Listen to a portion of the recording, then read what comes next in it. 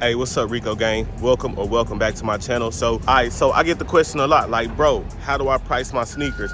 And stay tuned, watch to the end, because I promise you, I'm gonna go over all that with you today. All right, so it's actually two different modules, right? There's used sneakers, right? And then there's pricing new sneakers. The method I use is pretty simple. Now, it's gonna vary whether it's online versus local, but all right, so the whole idea, right, is that we wanna make money, right? We don't wanna hold shoes too long. We wanna be able to price them appropriately so that we get them off in a good time, as well as make some profit on it, right? And just in case you don't know, just in case you're not hip, I wanna sort of just go over quickly the types of shoes that sell. So most of the times, any dunks, right? Any Jordan Retro 1s, whether it be mids or lows, definitely have a market regardless of what anybody tells you. Most Nike Air Max, some Air Force Ones, stuff like that is what sells, right? But you wanna know, man, how do I find the resale value of these shoes, right? All right, so let's assume you got a pair of shoes, they're brand new in the box. Let's say it's the infrared 6s like I'm wearing right now. Let's say it's those, right? So this is what I like to do.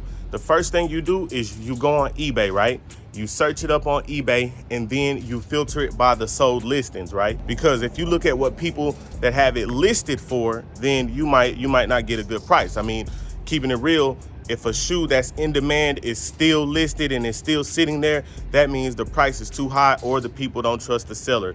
Either way, we do not want to go off of their pricing structure, all right? So we're always going to filter by sold listing. That's usually going to give us a great indication of the value. But it don't stop there. There's another place that I check, right? StockX is where I check. So let's say we still talking about the infrared 6s. Then we just gonna go to StockX, check it out, see what the value is in that size. And here's the kicker. You're gonna go all the way as if you're gonna check out.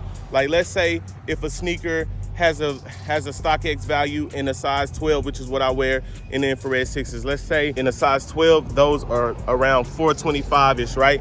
But you don't just go off of that. What you're gonna do is you're gonna act like you're gonna buy them, right? So you're gonna go all the way through the checkout process as if you're about to buy them.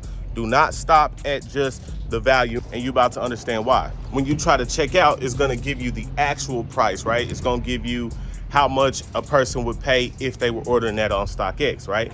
So let's say for the sake of argument, the tax, there's a tax and then shipping and everything. Instead of 425, it comes out to be about 460, which is realistic if you're ordering off of StockX. That's gonna be the value, right, that you're gonna price yours at. That's where you wanna price yours at. And let's say you got a guy who wants to buy them, right? These are on StockX for 425. You know what I'm saying? Why do you want 450? And you can pretty much tell them like, hey, look, you can go to StockX, wait 2 weeks, 3 weeks to get your shoe, or you can pay me instead of, if it's 460, I'll probably go down to 440, 450 and say, or you could pay me 450, right? And then get them right now today. So that's basically how to price your sneakers. Now let's talk about used for a second, because the used market is actually very tricky, and it varies depending on the shoe, right? Some shoes hold their value even used better than others. And then on top of that, you got the condition that matters, right? So most of the time, if you're selling used shoes, I try to stay within the 8 to 10 and above, you know, the very new dead stock range. And so in that case, I usually do the same process. I go to eBay and I see what this shoe is selling for used, right? I go to StockX and see how much it's selling for brand new. And then based on the condition, I kind of meet it in the middle, right? Somewhere in the middle, something fair. You can also check GOAT, because GOAT has used shoes, right? So you can see what other people are selling this same shoe on GOAT. All right, next, something a lot of people don't talk about, a lot of people don't cover, is the box, right? And the condition of the box, right? Damaged box sneakers, no matter if the shoe is new or not, do not have the same value, right? So you have to sort of take off some depending on if the box is damaged or if it's cut open or whatever the case may be. I personally think it's silly, but that's just how the game goes. Also, let's talk about if you're in the store and you're trying to prospect out a pair of sneakers to see if you can have profit on them, right? Then it's the same process. Basically, StockX and eBay are gonna be your friend.